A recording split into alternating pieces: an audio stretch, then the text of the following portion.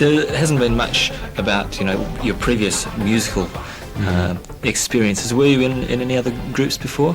I've played in just local groups that wherever I've been living, but never on the scale of what's happening at the moment. I was making clocks and briefcases out of perspex before we got the deal. I've my own little business together up in Sheffield, but yeah. I was writing songs. I just playing for the enjoyment of it. Yeah, that was really it. I stayed at home and wrote songs for ages. Wait, Finally got some people to sing them.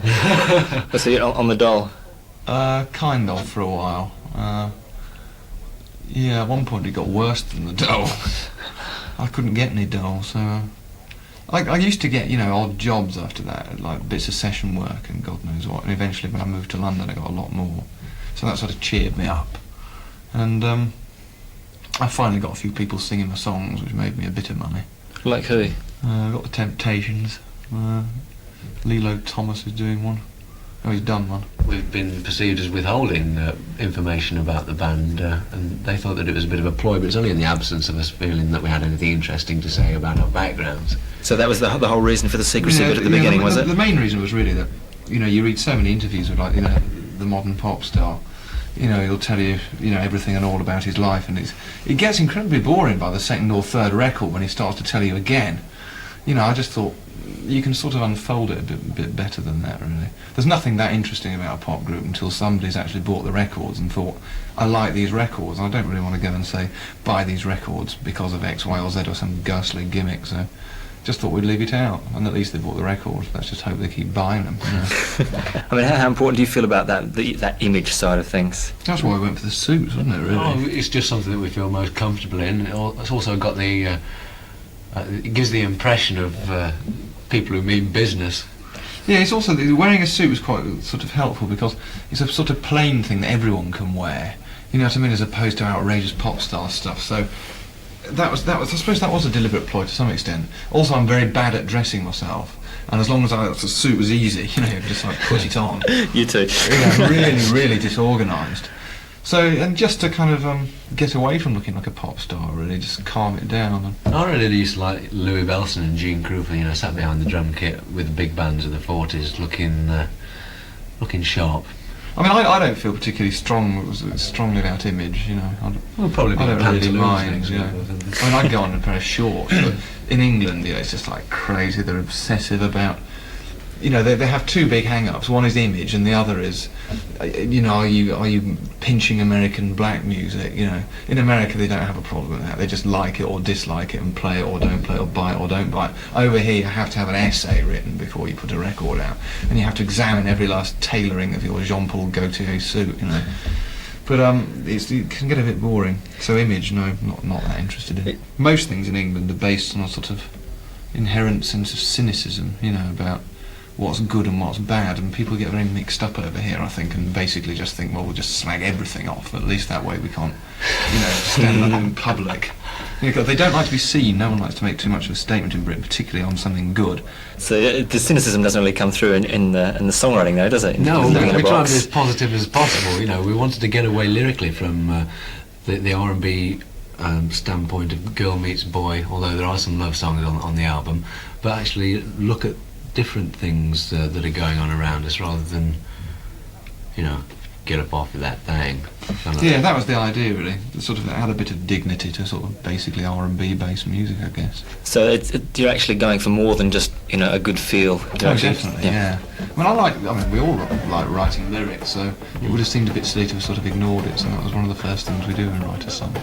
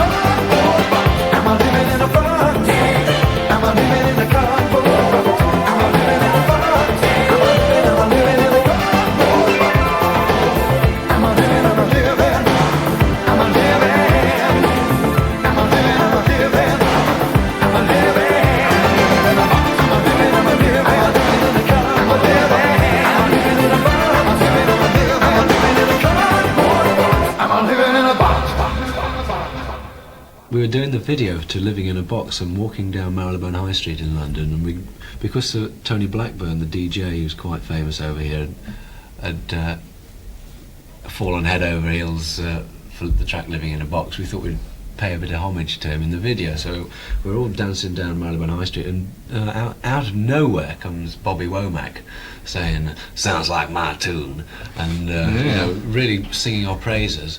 Then he turned up at the video, didn't he, as well? We thought, how excellent, because Bobby Womack's been one of Richard's singing idols for some time.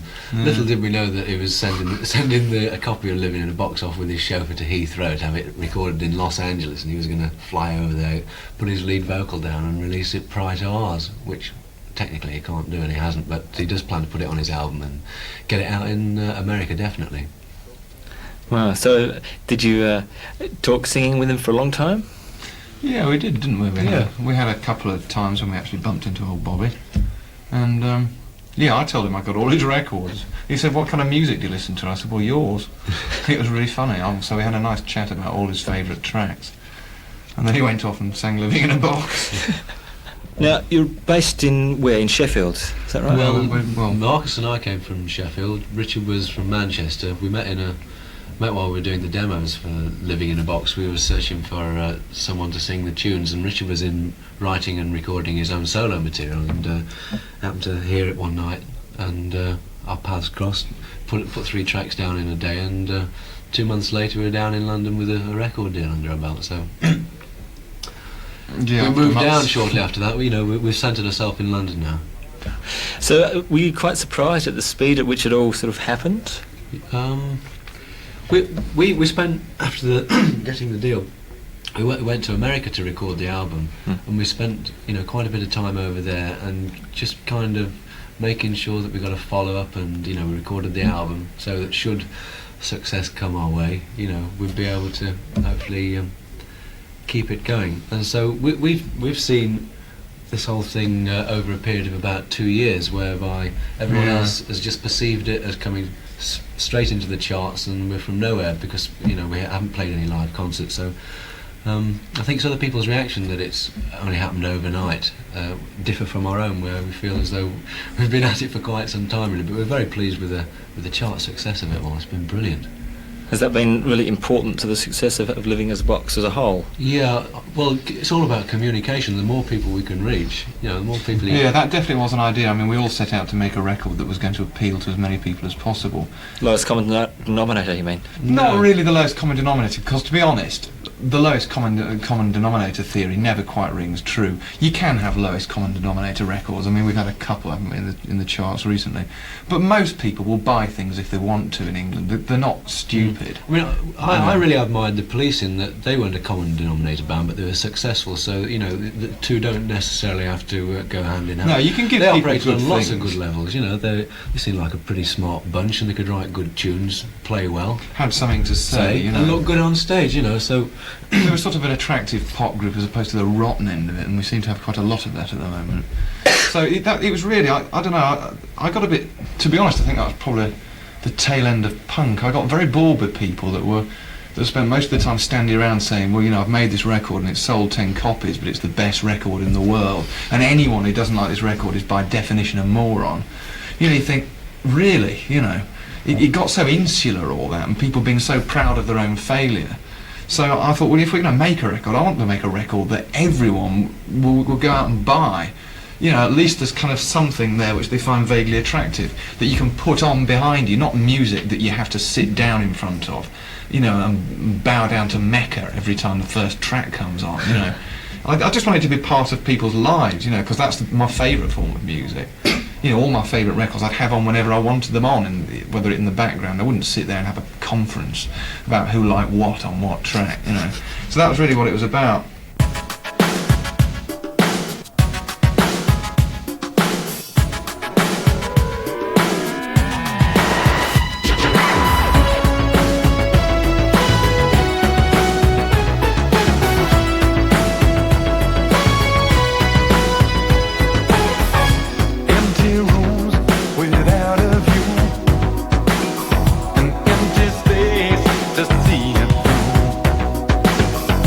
Go back.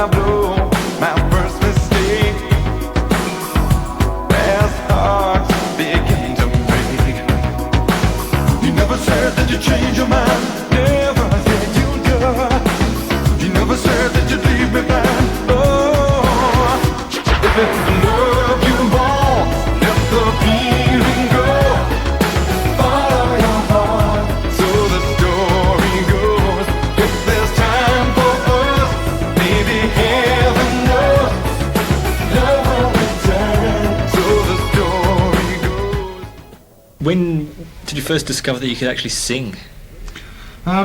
Frightening revelation at the age of about 17, when I was writing songs. I've been playing guitar since I was 10, and I just got these tunes together, and it never occurred to me, and I didn't have any money anyway, to get someone else to sing them for me. So I thought, well, I'm going to have to sing them, because what I really wanted was a little publishing deal or something. So I put these things down onto like a 4-track or something, and then I sang, and I really hated the sound of my voice, you know. But it sounded a bit like Barry White, and that was really a very, very strange thing. I took it back to my mum, and I said, you know, have you heard this? You know, she went, my God, you sound like Barry White. Because and eventually what I'd done, you see, I suppose I tried to make myself sound better, you know, as you go along naturally. And I'd wound in loads of bottom, you know, on the desk, you know, sort of bottom end. So I was going to come out singing like this, you know. So, but after a while, you know, you get used to it. So that was a very strange experience. I must find those tapes one day. Very funny. I used to really, really like the guitar a lot, whereas now I don't really like it. In fact, I positively dislike the damn thing. I was a real hot shot on the recorder. Oh yeah. Yeah. One school band. Yeah. All right. Did you have to take music lessons as well? No, it was really strange. I always knew that I wanted to play drums. I'd heard, you know, a couple of things from Jimi Hendrix to the Cream and stuff like that, and really been excited by just the tribal banging and crashing and the gut reaction that I got from it. And I got myself a job, bought myself a second-hand drum kit, and I sat down at the thing, and I just found out I could play the most, you know, rudimentary beats on it. It was a bit like Sparky's Magic Piano, you know, when you get down you can actually play without practicing. So I thought, well, it seems natural to me, I might as well keep it up. Do you go out to clubs much, you know, dancing much? Because I mean, it's quite danceable, most of the stuff on the album, isn't it? That's because I think that's probably the main music that I like. You know, everyone, I think that's probably true, isn't it? Yeah. Probably doesn't. I suppose that is a bit weird, because we're not great club goers, are we? No, I mean, I do like dancing. I love listening to dance music, and hopefully we've been able to put down some grooves that actually, you know, will make people move.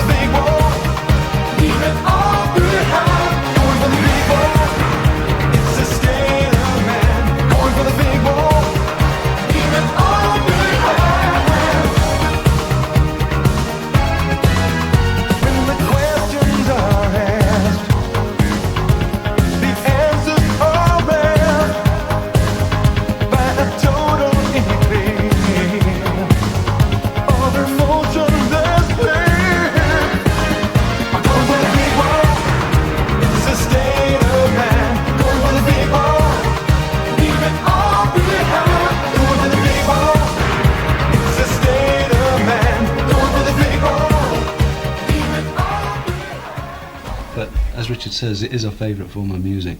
I think, you see, I think the problem we had to a certain extent was that we had access when we first, you know, started, and we didn't have any money. I didn't have like loads of amplifiers. I couldn't afford to buy them. I mean, with one drum kit like a piano, you can't make great sounding pop music. So we got, you know, a few sort of little computer jobs in which you can get quite cheap. So we wound up doing everything on that, like learning how to use them. And it was just because it was the cheapest way. And then everyone sort of listens to the album and assumes that there's some grand plan. In actual fact, if we'd have just had enough instruments, we'd have played them. You know, which is quite weird. Yeah. It's just an access to whatever you can get to stick it on tape. You know, I guess had there been some flugelhorns, we'd have probably had them on as well. Yeah. Human Story. What's that one about? I think we're probably on at a point in time where we've come so far where we could actually go straight back to being, as it says in the lyrics, nothing at all. Apes. You know, either through some terrible fate of war, or just through polluting the seas and everything, and losing all that we've gained along the way, or supposedly We're gained. terribly short term at the moment in our policies. We ought to be thinking, of the next few hundred years instead of just in terms of 5 years. It's also about treating people like pigs, really. Because no matter what people say, with all the civilising influences in the world, they seem to singularly succeed in slaughtering each other with, again, the phrase comes out, gay abandon, Yeah, they do, but, people are surprisingly unpleasant to one another. And I think that was really the sort of idea of the tune.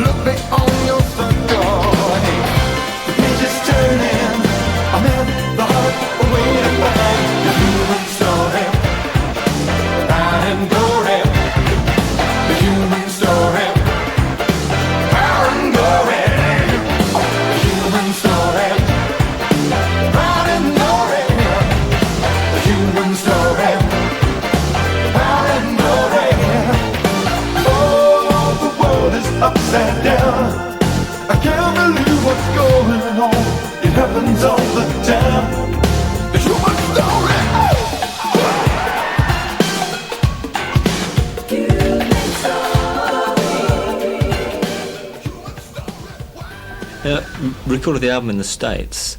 Did you enjoy that time over there? Yeah, it's fabulous. Yeah. It sounds, it's a terrible admission, we really like Los Angeles.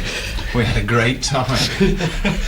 No, we were lucky, we met a lot of English people and German people and French people, and we didn't meet too many sort of indigenous LA people. Not that they weren't nice, of course, but we didn't meet many of them, did we? It was great. We met a load of film people out there, didn't we? Yeah. Quite interesting, a load of actors. Didn't have to mix too much with pop people, who are really, can be the dullest, the very dullest of the human race. So we stringently avoided all contact with the pop world, particularly the music business, Even, we were right on Hollywood Boulevard, and it was great to be involved in that old atmosphere of everything that you perceived it to be through the films that you grew up with, and to be there, it was fabulous. What about the rest of the States? I mean, does the idea of, say, touring the States, does that appeal or not? I suppose it does, to be honest, doing hugely lengthy tours of the world with an album that sounds like it's predominantly dance-based, which it is, strikes me as being a bit of an anathema, really. It's like there's something a bit at odds there. Because I would expect a live group sound and, lots of people banging guitars to go on and appear on stages and do their thing. I don't know how interested I'd be immediately, in going out and wanting to go to a Living Box gig. I'd go and buy the album and listen to that. Scritti Politti as well, stuff like that. I wouldn't be that interested in seeing it live. I'd just buy the record. You're really selling U2 I'd go and see live. Hey? You're really selling us well here, Richard. No, it's perfectly true. It's perfectly true. No, if we're going to do a live show, the thing is to make it interesting and not just keep rerunning everything constantly.